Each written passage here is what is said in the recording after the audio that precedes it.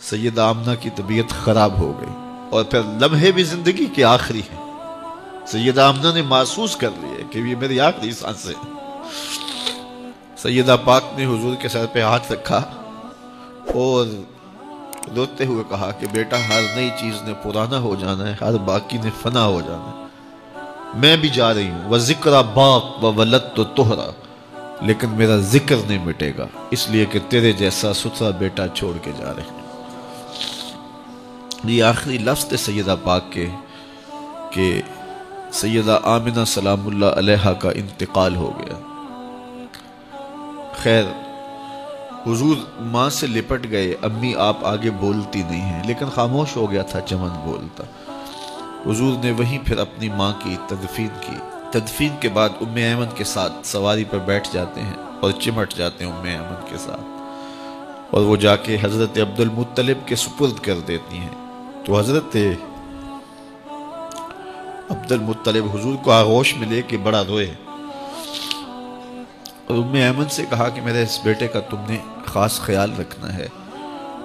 اور پھر انہوں نے اتنا خیال رکھا کہ میرے حضور فرمایا کرتے تھے، ام ایمن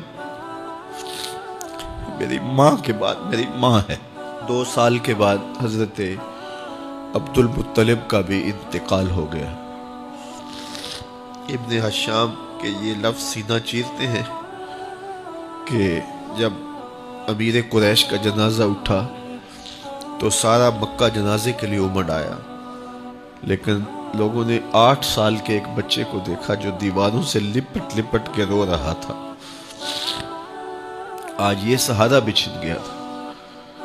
پھر چچا کی کفالت میں آئے،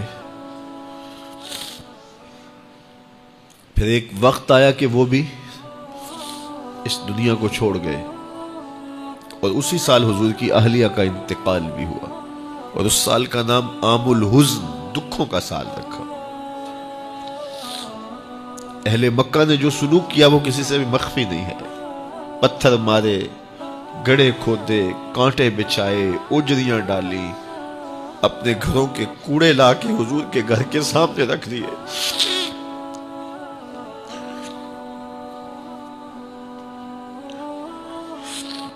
یہ کس چیز کی سزا دے رہے تھے میرے حضور کو؟ میرے حضور علیہ السلام نے پھر طائف کا سفر کیا کہ شاید وہ لوگ میری بات کو سن لیں، لیکن انہوں نے جو دردناک سلوک کیا وہ بھی تاریخ کا ایک انتہائی دردناک باب ہے۔ انہوں نے اوباشوں کے ہاتھوں میں پتھر دیے، اور جس راستے میں میرے حضور نے گزرنا تھا ان کو اس راستے پہ کھڑا کر دیا اور کہا ان پہ سنگ زنی کرو، اور وہ آقا کریم پہ پتھر مارتے، حضور کے پاؤں پہ پتھر مارتے۔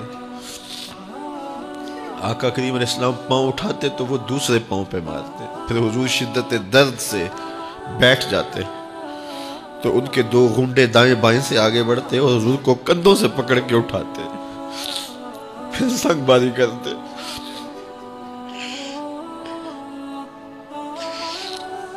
نالین حضور کے خون سے بھر گئے۔ عذاب کے فرشتے حضور کے پاس آئے کہ اگر آپ بد دعا بول دیں تو ابھی ہم ان پہاڑوں کو جوڑ دیتے ہیں اور یہ طائف کے لوگ پس جائیں گے ان پہاڑوں کے درمیان، آسمان سے پتھر اتریں گے، ان کے سر کچل دیے جائیں جنہوں نے آپ کو دکھ دیے۔ اب صحابہ جو ساتھ تھے انہیں بھی شدید آرزو تھی کہ حضور ان کے لیے بد دعا کریں، انہوں نے بڑا دکھ دیا، تو پھر حضور کے ہاتھ اٹھ گئے۔